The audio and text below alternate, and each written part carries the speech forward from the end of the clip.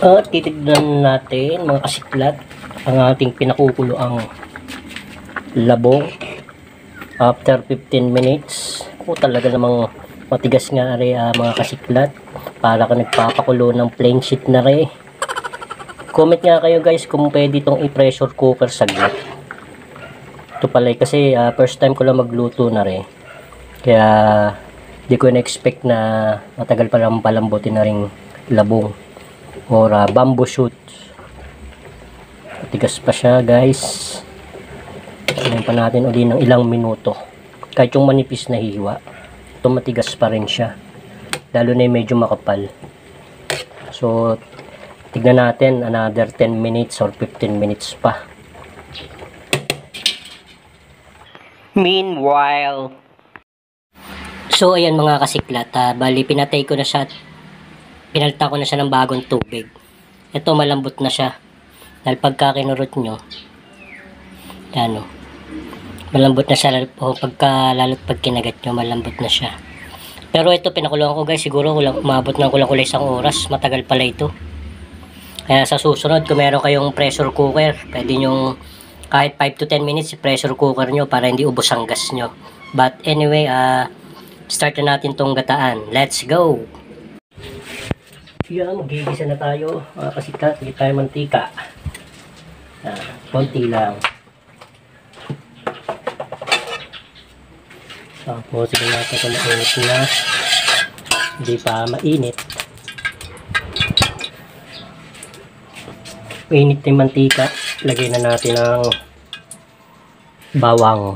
Ito bawang, sibuyas, luya at luyang dilaw. Pero luyang dilaw optional lang ho yan pagluluto nitong ginataan labong. So ito muna unahin natin. Bawang. Sayin nyo lang to hanggang mamula ng konti para masarap-sarap yung kanyang lasa. Pagulong-gulungin nyo lang dyan hanggang mamula-mula siya. Pagka medyo nakikita nyo mamula-mula na, kaya natin isabay itong mga luya. Yan, daming luya. Tingnan natin ang lasa nito mamaya. Ito, konting ano lang din. Hindi man kailangan papulayin itong luya. Yung parang padadaanin lang natin sa mantika. So ito nga pala kasi first time ko magluluto nitong ginataang labong.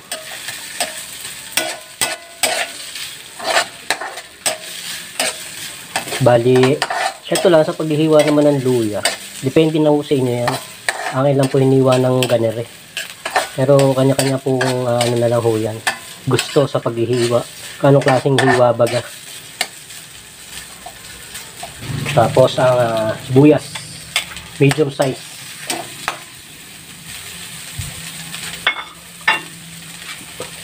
Medium size ng sibuyas. Ito kung nakikita nyo medyo nagdagray. Nasa inyo kung gusto nyo dagdagan ng konting mantika. So dagdagan natin. Yan, konti lang. At wala na rin kaming mantika. Yan, pagulong-gulungin nilang lahat sila dito sa inyong kawali. Paikot-ikutin. Parang pagpapaikot mo sa'yo ng boyfriend mo. Wow ka. Ganyan lang. Tapos, lalagay na natin yung best actor na labong. So tingnan nyo, dami niya. Kung gaano siya kadami. Nakita nyo naman yan sa thumbnail ko kung gaano kadami. Ay,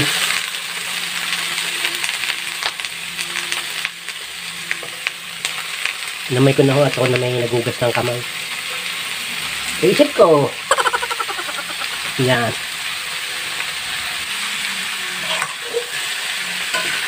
Yan. Yeah, mainit. Nakatalpit pa.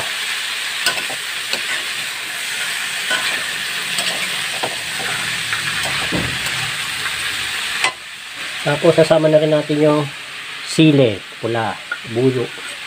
Yan. Konti lang. Tapos itong green. Konti lang din. Ang kumapit na ang kanyang anghang.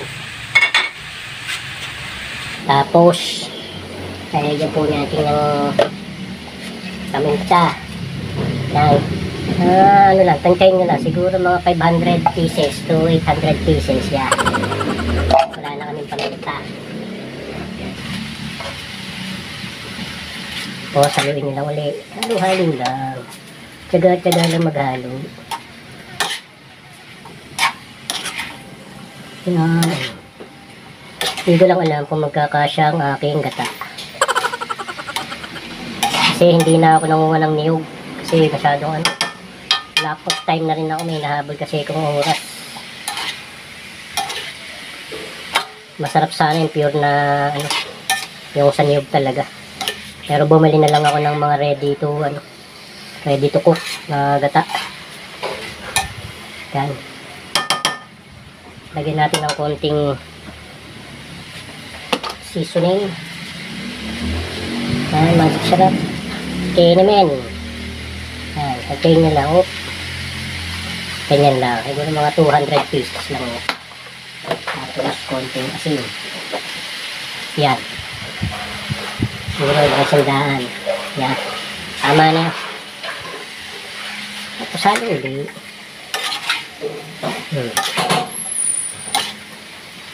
Halo-halo lang. Ang ganda ng kulay nyo. Dahil dun sa luyan dilaw. Nakakita nyo naman. Iwanan ko lang siya saglit at i-ready ko na ang gata. Yan, after ilang minute ulit, lalagyan na natin ng gata. Kulang pa yan guys, bali. So isa, yung powder ang gagamitin ko. Kasi isa lang yung nabili ko nito. Tapos, ilagay natin ito. Ito yung powder na sinasabi ko. Kaya tinimpla muna siya. Yan. Pangit naman sa powder, nagbububo. Kaya na magdurog na. Haluin natin. Ay.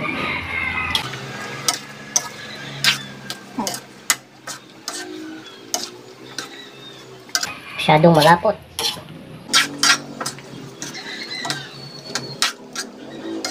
Ganda ng kulay niya. May pula dahil sa siling, labuyo, may green. Siling green, may dilaw dahil sa luyang dilaw. Yan. Kukulin nyo lang yun ng konti. Didagan natin ng konting water. Ito, siguro half cup. Hindi lahat ho ito. Konti lang. Oh, yun. Tama na po. Tapos, gagamit na rin tayo ng since wala kasing tayong meat. Ito na lang, shrimp cube. Tignan muna natin sa isa. Biyakin nyo lang. Yan. Kalit nyo. Laksan nyo ng konti ang apoy.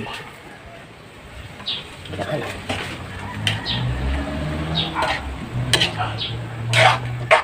Ay, pakukulin lang natin yung gata. Maganda kasi medyo kulo-kulo yung gata. Pero yung labong, ano na yun, malambot na ho siya. So, dadagdag lang yung lambot niya, lalo na siya lalambot. Sa importante rin dito yung gata, maluto.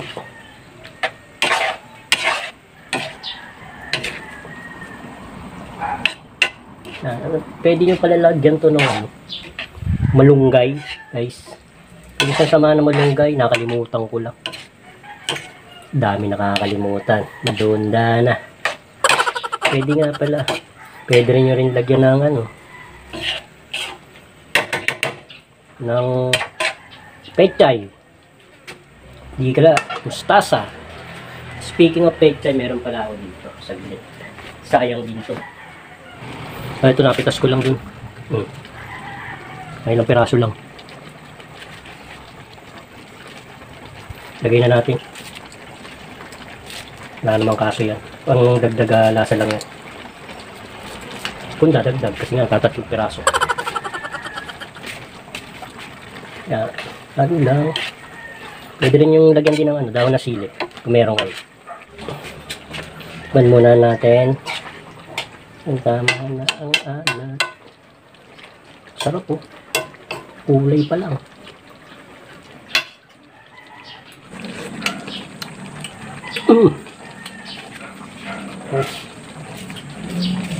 Dagdag ko na itong ano, kalahati pa ng shrimp. Mas malasa kasi yung shrimp.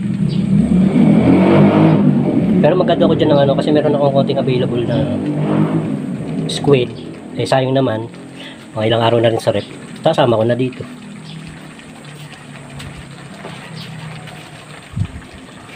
Haluin natin.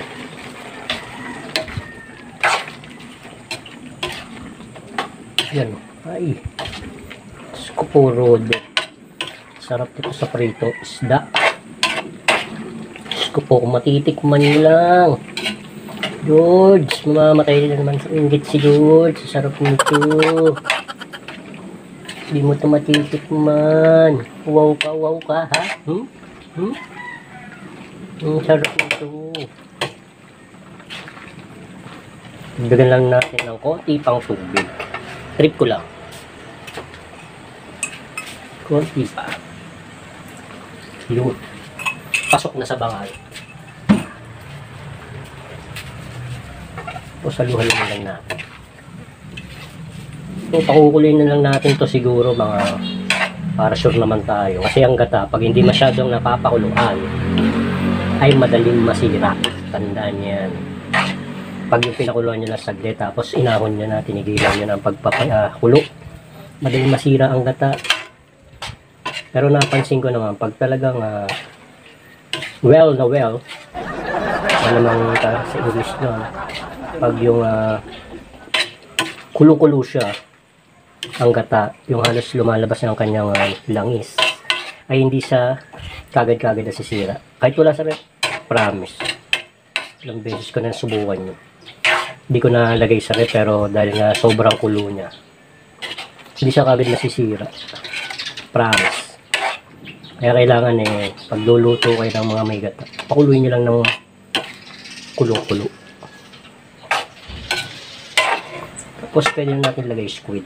Teka muna, titikpan muna uli natin.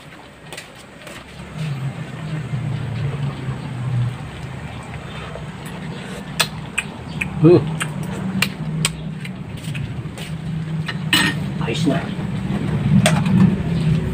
Ito nga guys, mga siklat, optional lang to ha. Ito lang kasi ang available ko. Pwede kayo maglagay dito ng hipon, ng dilis, o ng baboy, kaba, kung ano-ano. Pwede rin baka, why not? Chicken, o diba? Kasi, bakit ka mo pwede ang baka? Kasi nagluluto naman tayo ng may gata na baka eh. Yung ibang kaldereta. May ano yun Iba, naglalagay ng gata sa kaldereta para creamy. Oh, diba? Manok din. Oh, pwede mo ilagay din dito manok. Kasi nagagata naman tayo ng manok. Lalo na baboy. Lahat pwede. Pero kambing siguro hindi ko. Pag-isipan ko pa ang kambing. Hindi pwede ilagay dito.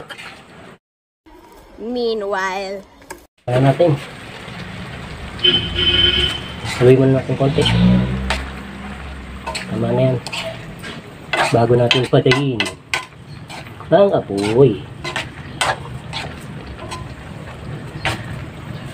Testing. Testing 101. Yan. Ito nyo ba?